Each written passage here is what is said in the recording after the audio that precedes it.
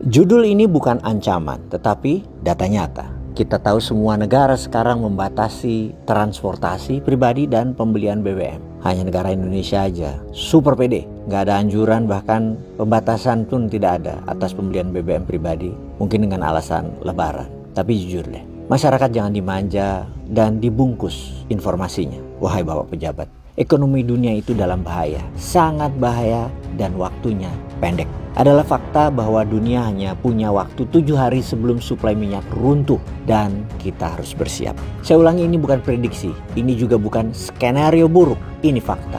Ini adalah kalkulasi perhitungan matematis dari data-data yang ada, dari data satelit yang valid, dan semua orang tahu ini bukan data tertutup, ini data terbuka. Para energi analis dan para pejabat negara teluk telah berurusan dengan perminyakan, inilah yang menyatakannya. Kita tahu bahwa di saat informasi ini dibuat, Selat Hormuz sudah ditutup selama 14 hari. Setiap tanker yang membawa minyak tidak bisa lewat.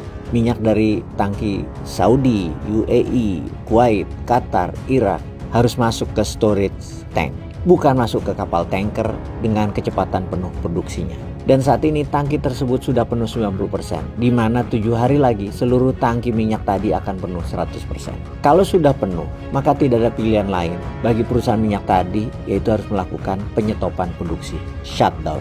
Maka ada banyak masalah kalau produksi di stop, dan ini urusan teknis dulu. Sumur minyak tadi bisa rupture atau runtuh, atau hilang minyak, atau tidak bisa diproses lagi, atau juga ketika menjalankannya, ketika sumurnya tadi aman, menjalankannya tidak seketika. Sampai kapasitas kembali 100% itu bisa memakan waktu 2-3 bulanan. Tentunya perlahan.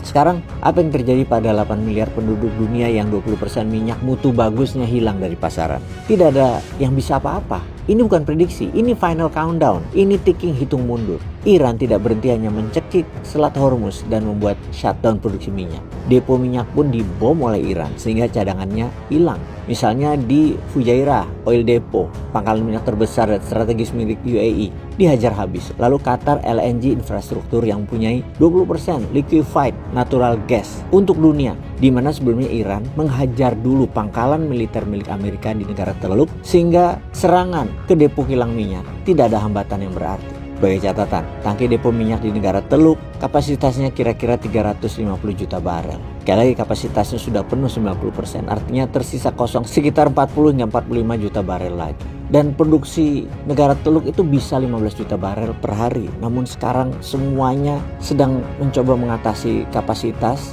agar tetap bertahan. Mereka sudah mengurangi produksinya, itu pun tidak tertahankan, masih tetap menghasilkan 7 juta barel per hari, di mana semua perusahaan drilling minyak sekarang di kawasan Teluk menuju stop produksi dengan kecepatan tinggi alias full break. Bayangkan, 45% impor minyak Korea Selatan itu dari kawasan Teluk, yang membuat saat ini negara tersebut membuat kebijakan pembatasan pembelian BBM pribadi, di mana cadangan minyak negara Korea Selatan saat ini tinggal 5 hari lagi. Tiongkok itu 15% minyaknya dari kawasan Teluk. Selain minyak Iran, ya itu nggak dihitung. Juga memberlakukan pembatasan pemakaian untuk keperluan pribadi, di mana cadangan minyak Tiongkok itu bisa bertahan 120 hari atau 6 bulan. Dan sekarang Tiongkok akan menjalankan kebijakan untuk menggunakan kendaraan listrik pribadi, tentunya untuk motor, mobil, truk, dan bus. Dan jika diterapkan semuanya 100% untuk seluruh warga, dan listrik untuk menge-charge tadi dipakai adalah berbasis nuclear power plant, maka Tiongkok akan self-sufficient alias tanpa minyak dari Timur Tengah atau dari Iran, dia bisa bertahan cukup lama.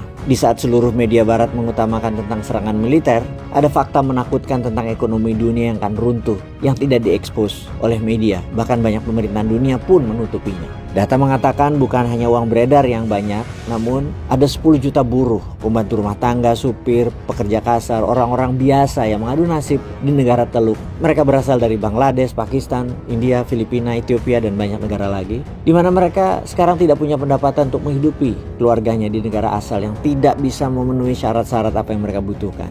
Dan ini memukul banyak ekonomi sebuah negara. Di tanah air kita, informasi seperti begini tidak terbuka. Tidak ada nasihat kepada masyarakat, tidak ada solusi dari what if seandainya, maka tidak ada pembatasan pembelian BBM, tidak ada saran untuk tidak usah mudik lebaran ke kampung dulu untuk tahun ini. Sebaiknya pejabat itu jangan menyenangkan rakyat dengan membungkus informasi atau fakta. Jangan sampai nanti pas balik lebaran, leher rakyat digorok dengan harga BBM 2 kali lipat. Itu namanya membohongi rakyat. Stoplah mengatakan aman, aman, aman dan terus aman karena ada Amerika. Emang Amerika bisa apa? Selat Hormuz dicekik, dolar akan kolaps. Amerika itu ya licik.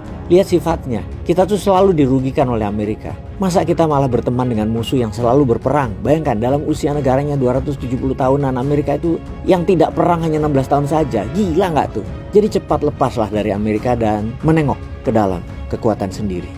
Peace.